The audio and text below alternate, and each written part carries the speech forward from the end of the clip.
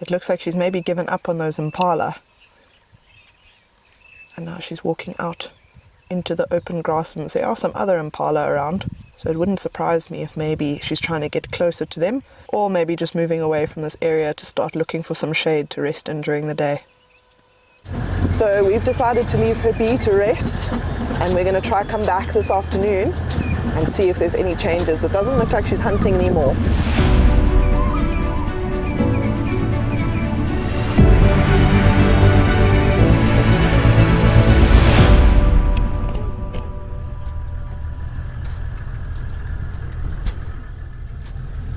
Well, it's later and it is time to head back to that leopard and see whether she's moved or hopefully whether she's had any luck since we've been gone.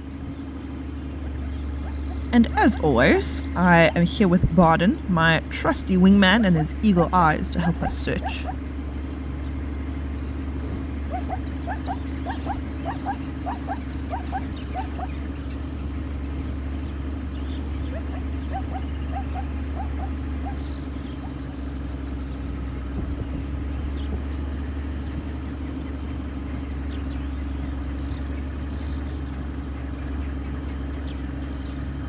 Oh, no way! That is so cool!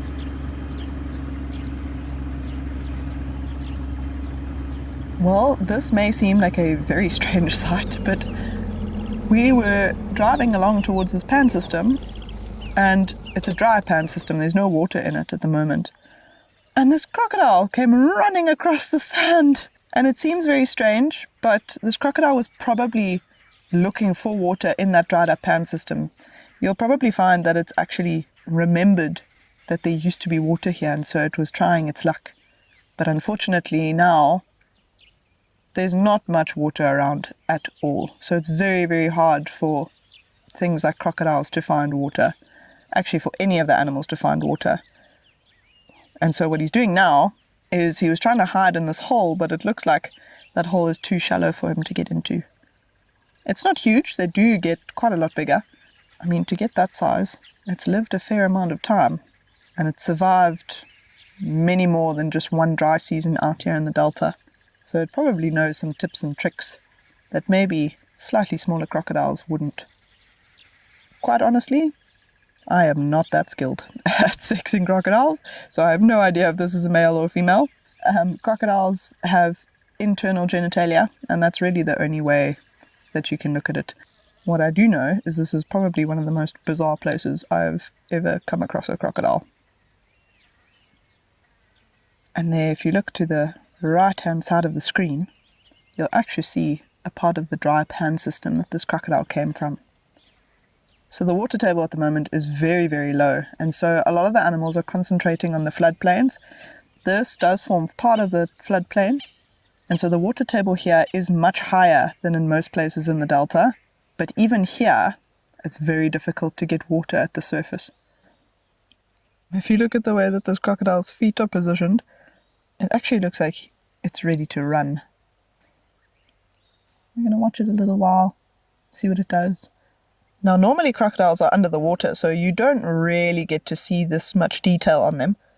But if you look at its back, I'm just going to pan along its tail. So that's the bottom end of its back. We're now going to the top end of its tail. Look at how those scales start to turn up as it gets towards the tip of the tail. They get closer and closer and closer together until they virtually join, going towards the tip of the tail. And so what that actually allows this crocodile to do is, in the wet season, start moving through the channels here in the Okavango Delta and propelling itself forward. So that tail almost acts like a little bit of a rudder, but also almost like a paddle to propel this crocodile through the channels of the Okavango Delta. How incredible is it that we get to see this up close and personal? Oh, so this crocodile's just lifted its head out of the hole, and look at all those teeth. Look at its eye. It's just resting its head on the outside of the sand here. But look at how sharp those teeth are. Oh my goodness. If you've ever watched a nature documentary of any sort with crocodiles in it, You'll probably have heard the fact that crocodiles normally drown their prey and do something called a death roll under the water. But now in the dry season, there is no water for them to do that. So it's very, very difficult for these animals to actually hunt at all. So what this crocodile will probably do is wait in the shade of a tree, or maybe even behind a rock or a termite mound or somewhere where it's got cover and shelter, and it'll wait for things to come past. And as they come past, it'll react very, very quickly. And especially because of the higher temperatures during the day in the delta, it's easy for it to keep warm and fast moving. However, it's still not ideal for them to hunt that way. So you'll probably find it's not eating that much during the dry season. But I think we're going to leave it be to wait out the rest of the heat of the day. And we're going to continue on and see what else we can find.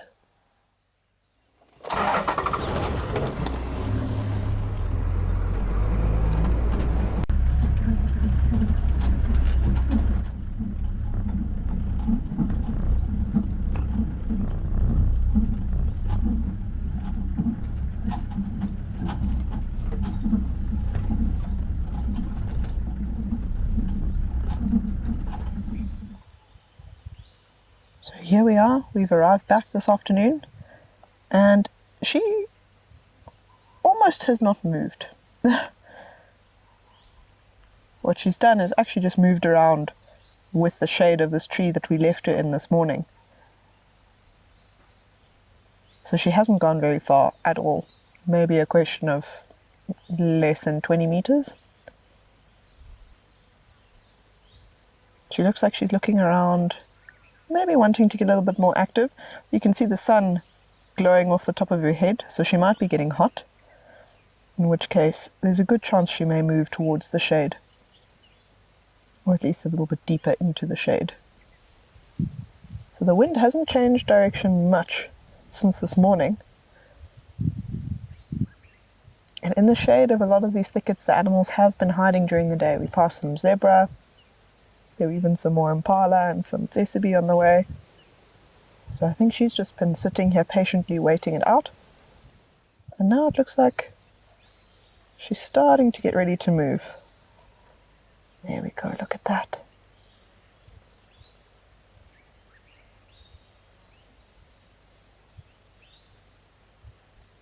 So what she's doing now is just scanning over the top of the long grass before she decides where she wants to go.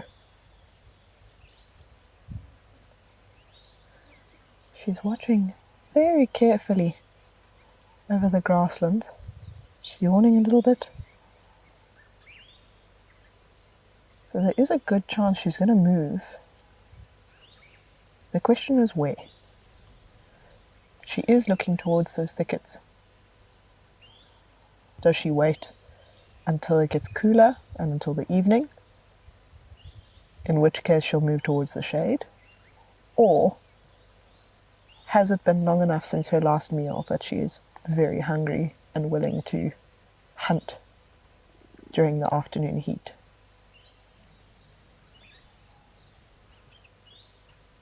Looks like she's made her decision. And it looks like she's actually heading up towards a termite mound.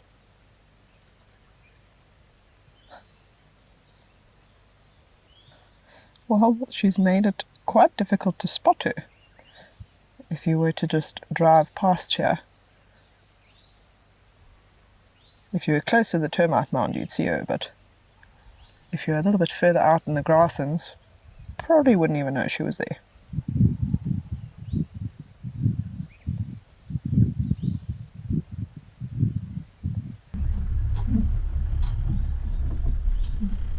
So we just looped around a little bit just to get a different angle, and she is out for the count.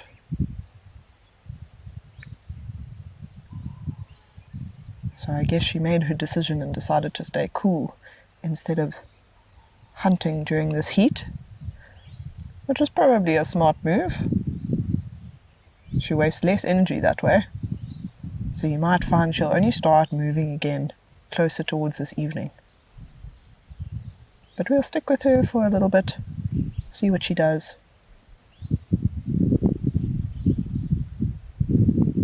maybe, depending on what her behavior is from here,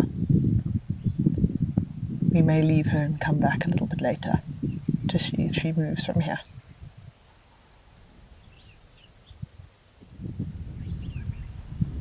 If you watch her belly, you can see how she's panting quite heavily. So she is rather hot, even though she's been lying in the shade. And that's just her way of regulating her own body temperature. So you may even find that her mouth at the moment, which we can't see from where we are, she's put her head behind a pile of grass, might actually be a little bit open, and that'll allow her to exhale all of that hot air a lot quicker.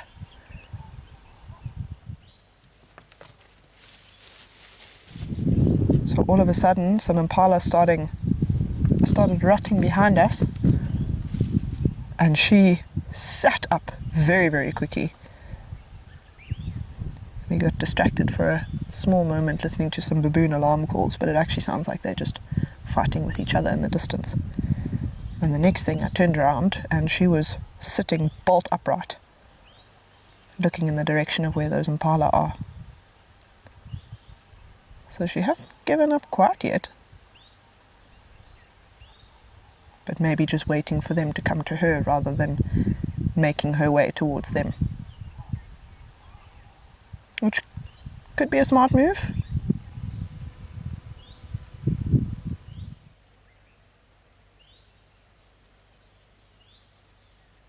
Those impala went quiet, and so I think she was waiting to see if they would make their way down here. She can definitely hear something. And I say hear because if you look at the way that the wind's blowing, if you look at the grasses just in front of her face, can you see how they're actually blowing past her? And she's looking almost across where the wind is blowing. And just behind us are those same thickets she was looking in earlier. So I think maybe she can hear something in there.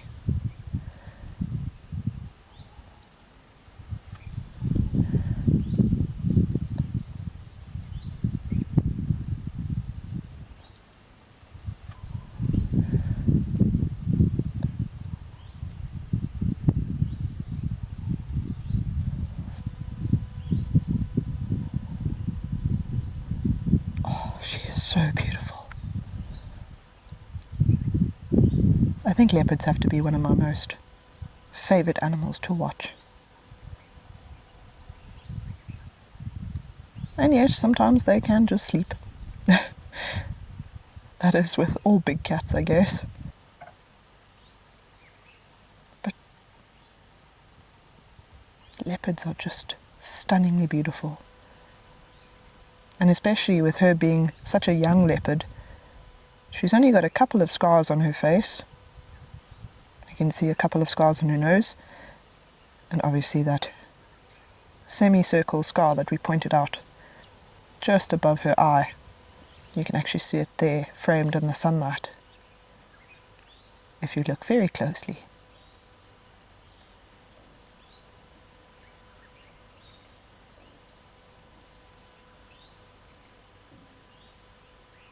Look at how her ears twitch ever so slightly. Can you see how small those movements are? There's a few flies also flying around her head, which is not helping. And in fact, they're probably being more of a nuisance than anything else. Look at her smelling. Can you see how she almost closes her eyes when she sniffs? You can actually see her throat moving a little bit. So she's really trying to get a handle on whatever she can smell on the wind. And she could be smelling a number of things. It could be prey, it could be other predators. She's also going to make sure that she doesn't get snuck up on by things like lions that are roaming around these open grasslands. So she needs to be very alert about every little detail of her environment.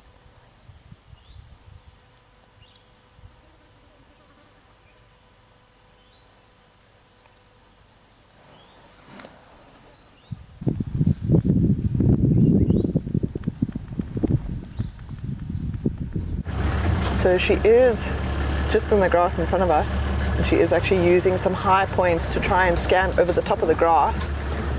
but we want to give her a little bit of space because it looks like she's trying to keep low, like she's seen something or heard something that's really piqued her interest.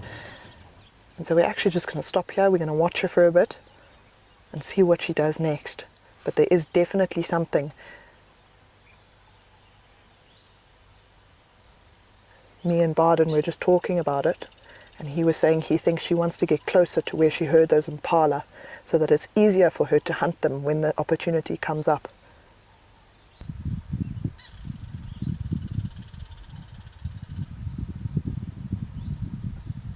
Look at the little tail twitch. So that's a pretty good sign that she spotted something that she's very interested by. If you've ever played with a cat, or if you have kittens at home, you'll know the tail twitch I'm talking about.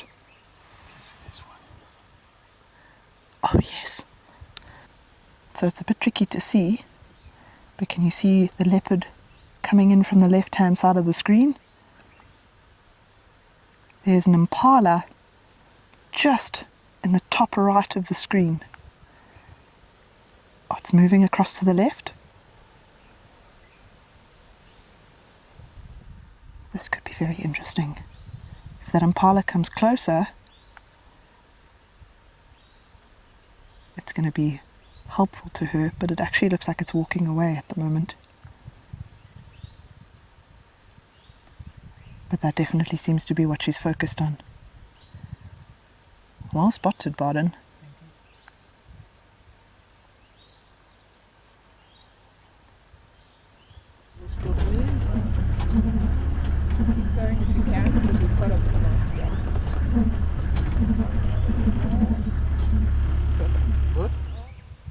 So we just come around a little bit because she disappeared behind the shrubs and we couldn't see her. And the best thing for us to do right now is actually to keep quite close to her and just make sure we keep our eyes on her, because she can disappear very, very quickly, especially if those impala decide to disappear or maybe even come closer towards these thickets. She's going to try and slink away.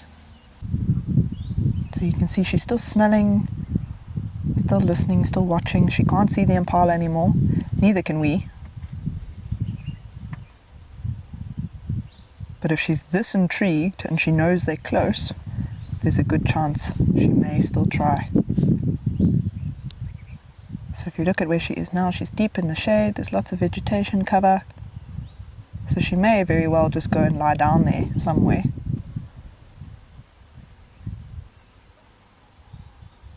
She certainly hasn't given up. Unless there's a really good opportunity for her to catch an impala, or to catch anything that comes past really, that's small enough for her. She's not going to waste her time or her energy running around in the heat, unless she's truly desperate.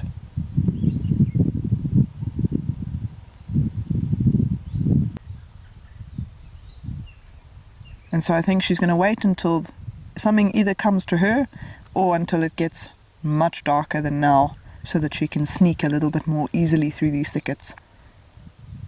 So I think what we're going to do is leave her be, maybe do a bit of a loop, and then come back a little bit later, just as the sun is starting to set.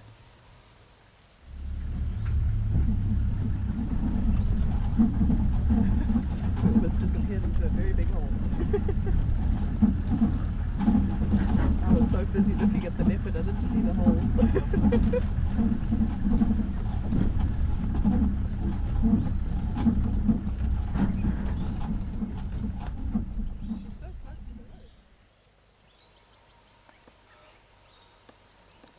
Well, here is something that you certainly do not see every day.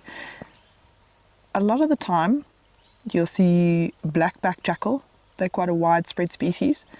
This, however, is not a black-backed jackal. If you look at the markings, can you see that very prominent white and black stripe that goes down the side of the body? So this is in fact a side-striped jackal. And in certain areas in Africa, they're actually threatened as a species. But here in the Okavango Delta, they're one of the most common species that you'll see. And what this jackal's doing now is actually out in the open, it's foraging. It's that time of the day where it's starting to look for little mice and maybe insects that are still roaming around after the heat of the day. And it's slowly going to make its way across the floodplain. Incredible.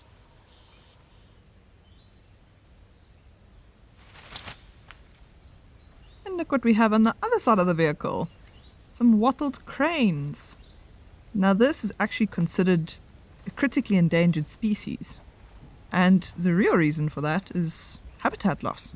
These cranes rely on areas of wetlands to breed. And due to habitat loss and basically farming taking over and agriculture taking over, a lot of those wetlands have been destroyed. And it's really interesting to see such a big flock out in an open, dry area. But you'll probably find that they're just looking for some insects and things to eat along the way, and then they're going to head towards where the water is starting to come into the delta. Oh, look at how beautiful they are in flight.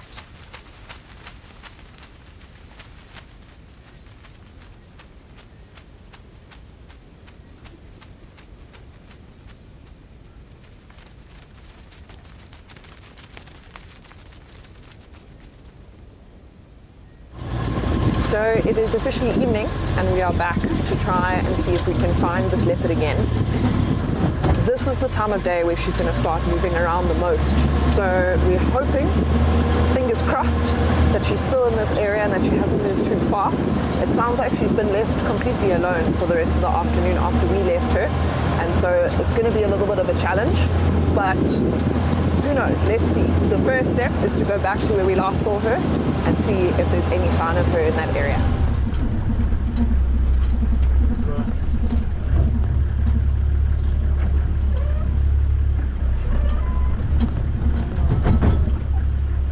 I think she would have gone closer to the Impala. Probably maybe this side or this side. Because she knew that there were impalas this side. Yeah. Obviously she would go close. So let me move around this side and see.